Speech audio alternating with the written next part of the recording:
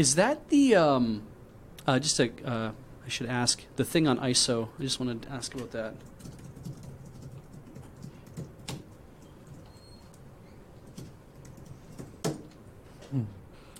This could be lore entries, I think. I'm just going to double check to see what it. Okay, that is what that is. So this is a dramatic reading of bits. That it's lore entries apparently for Destiny. Okay. And the question specifically is, in your most soothing voice or any other tone you prefer, so in your voice. Cameron reads the following Destiny lore entries. The entries are numbered with Roman numerals. Okay. Is this really, really, really, really, really long? Can we scroll through it briefly just to see how... Yeah. Okay. Well, let's start. Let's see how this goes on for. Okay. Actually, hold on. I will need to... Lean over a bit? Yeah. Chapter 1. Ghost Community Theater presents the Ghost Community Theater... Oryx, the Nightmare Daddy, One Brave Ghost versus the Death from Outer Space. A 4.5-act play written and directed by DB, Ghost of Marcus Wren. Starring Marcus Wren, the hero's ghost. DB the Ghost, played by the Guardian hero. Enoch Bast, played by Oryx, playing Oryx. Pixie, Ghost of Ariadne Gree, playing Ir Halak. Sweeperbot, playing Ir Anuk. And Ghost of Enoch Bast, playing the ghostly shade of Crota. See the play that Commander Zavala calls an insensitive and disrespectful travesty of a production with truly abominable prop design. Sorry, I need to do my Zavala voice. An insult to the art of papier-mâché. The eponymous ghost himself calls it, is this supposed to be me? Oh no. Ghost, the ghost of Tyra Karn, calls it a 4.5-act structure, but that makes no... Stories do have rules, you know. You can't... What constitutes half it? You know what? I don't need to entertain this nonsense. Ophiuchus, the ghost of Ikora Ray, calls it judgmental silence. Lord Shax calls it undeniably enthusiastic. I'll grant you that, but is the dialogue meant to come across so sexually charged?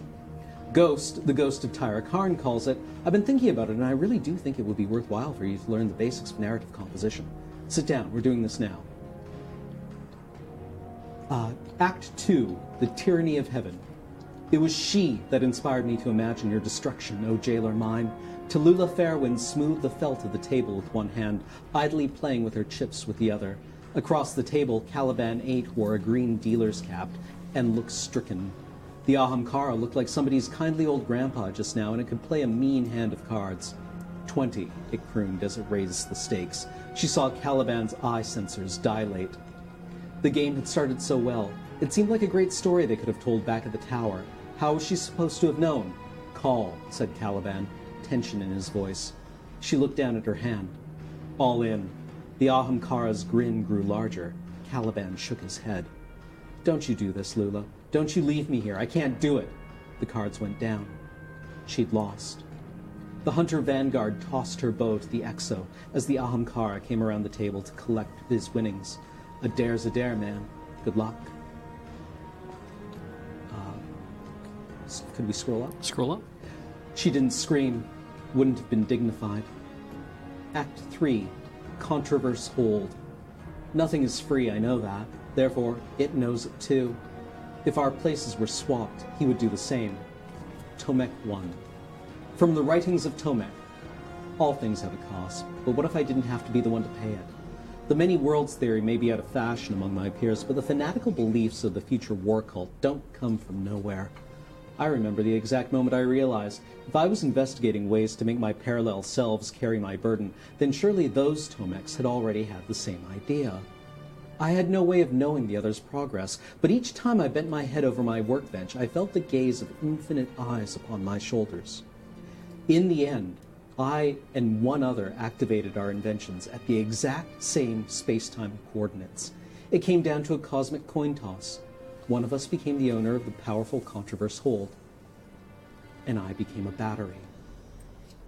Act 4, Luna's Howl. Guardians never die, but we don't forget those who do. Lord Shax.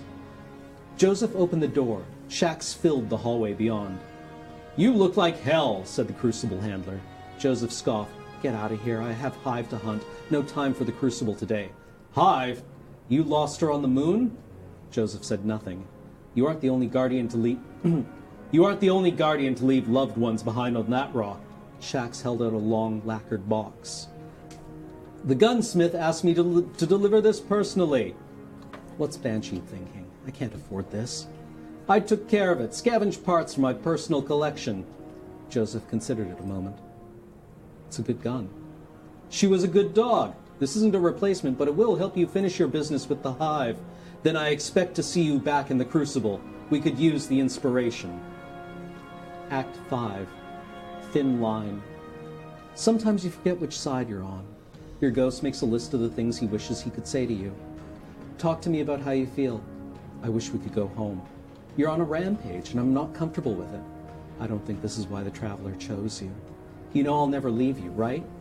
But sometimes I don't like the look in your eye." Every day the list grows longer. "I'm here. I'm still here." "Are you still here?" "I don't want to lose you to this." Scroll up, please. That's a lot. There's one more line. "I love you.